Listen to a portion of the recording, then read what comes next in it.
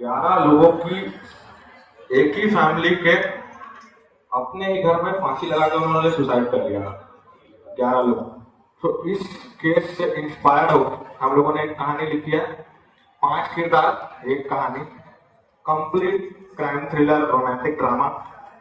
Maintain किया है Chhattisgarhi charm जो भी हो सकता था हम लोगों से, but this is our first time. So और सबसे मेन हमारी स्टार कास्ट, हम लोगों ने सोचा नहीं था कि फर्स्ट टाइम होने के बाद भी ये जो सारे टास्क हैं, सबसे पहले मैम अल्फा घोष, इसलिए हम और ऐसा का आप सबको पता ही है, मुझे लगा नहीं था उन्होंने ये फिल्म एक्सेप्ट की होगी।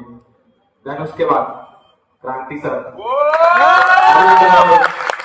जो मेन कैरेक्टर है, जो मेन कैरेक्टर है उस फिल्म का, जिसके चलते 11 लोग लटकते हैं, तो वो देखने को मिलेगा आगे आप लोग को। विशाल भाई,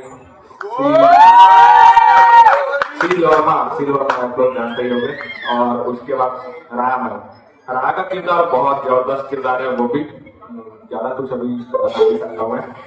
और बस थैंक यू सो मच। 2025 में हम लोग एक घूम रहे हैं, रिलीज करेंगे, जब भी रिलीज करेंगे बस एक ही चीज चाहिए होगा, आप सभी का support. So thank you so much.